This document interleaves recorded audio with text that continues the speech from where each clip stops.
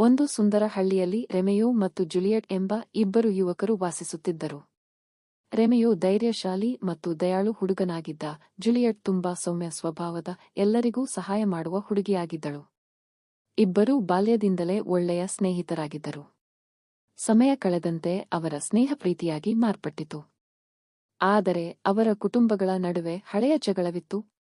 ಅದರಿಂದ ರೆಮೆಯೋ ಮತ್ತು ಜೂಲಿಯಟ್ ಒಟ್ಟಿಗೆ ಮಾತನಾಡುವುದನ್ನು ಮನೆಯವರು ಇಷ್ಟಪಡಲಿಲ್ಲ. ಆದರೂ ಇಬ್ಬರೂ ಒಬ್ಬರನ್ನೊಬ್ಬರು ತುಂಬಾ ಪ್ರೀತಿಸುತ್ತಿದ್ದರು.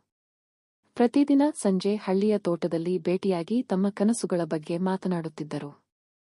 ಒಂದು ದಿನ ಭಾರೀ ಮಳೆ ಬಂದಿತು. ಹಳ್ಳಿಯ ನದಿ ತುಂಬಿ ಹರಿಯತೊಡಗಿತು.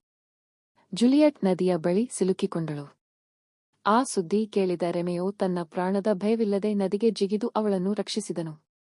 ಇದನ್ನು ಕಂಡ ಹಳ್ಳಿಯ ಜನರು ಮತ್ತು ಅವರ ಕುಟುಂಬಗಳು ರೆಮೆಯೋನ ಧೈರ್ಯವನ್ನು ಮೆಚ್ಚಿಕೊಂಡರು. ಆ ದಿನದಿಂದ ಎರಡು ಕುಟುಂಬಗಳ ಜಗಳವು ಕೊನೆಗೊಂಡಿತು. ನಂತರ ರೆಮೆಯೋ ಮತ್ತು ಜೂಲಿಯಟ್ ಅವರ ಪ್ರೀತಿಯನ್ನು ಎಲ್ಲರೂ ಒಪ್ಪಿಕೊಂಡರು. ಇಬ್ಬರೂ ಸಂತೋಷದಿಂದ ಜೀವನ ಸಾಗಿಸಿದರು.